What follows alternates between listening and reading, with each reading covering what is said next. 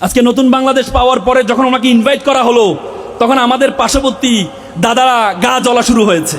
ওনারা বলেছে উনি নাকি ওয়ান্টেড পারসন, উনি নাকি টেররিস্ট, ওনাকে নাকি ইন্ডিয়ার হাতে তুলে দেওয়ার জন্য। বাবা রে বাবা, তা আমাদের ওয়ান্টেড পারসন, আমাদের টেররিস্টকে কেন আপনি রাষ্ট্রীয় মর্যাদা দিয়ে এত আরাম করে রেখেছেন?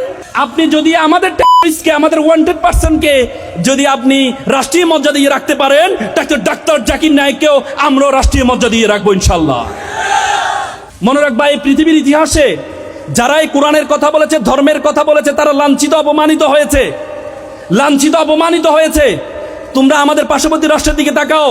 এই মোদী সরকার যখন প্রথম আসে, ডাক্তার জাকির নায়েক তিনি একজন স্কলার ছিলেন, তিনি বিভিন্ন ধর্মের থেকে পড়াশোনা করেছেন, বিভিন্ন ধর্মের আলোচনা করেন, কিন্তু পরবর্তীতে তাকে বলা হয় তিনি উগ্রতা ছড়াচ্ছেন, তিনি ধর্মীয় অবমাননা করছেন। এজন্য তার যে পিস টিভি ছিল সেটিকে নিষিদ্ধ করা হয়েছিল, নিষিদ্ধ করে তাকে দেশ থেকে বের করে দেওয়া হয়েছিল, হয় নাই? আর সে জাকির নায়েক ভারত যখন যেটি করেছেন, আমাদের যিনি চলে গেলেন, আমাদের আপা, তিনিও সেটা করেছেন। তিনি আমাদের পিস টিভি, পিস স্কুল যেগুলো ছিল সেগুলোকে নিষিদ্ধ করেছেন, এবং ডাক্তার জাকির নায়েককে বাংলাদেশে আসার জন্য উনি বাধা প্রদান করেছেন, বাংলাদেশও নিষিদ্ধ করেছিলেন। আজকে নতুন বাংলাদেশ পাওয়ার পরে যখন ওনাকে ইনভাইট করা হলো, তখন আমাদের পার্শ্ববর্তী দাদারা গা জ্বলা শুরু হয়েছে।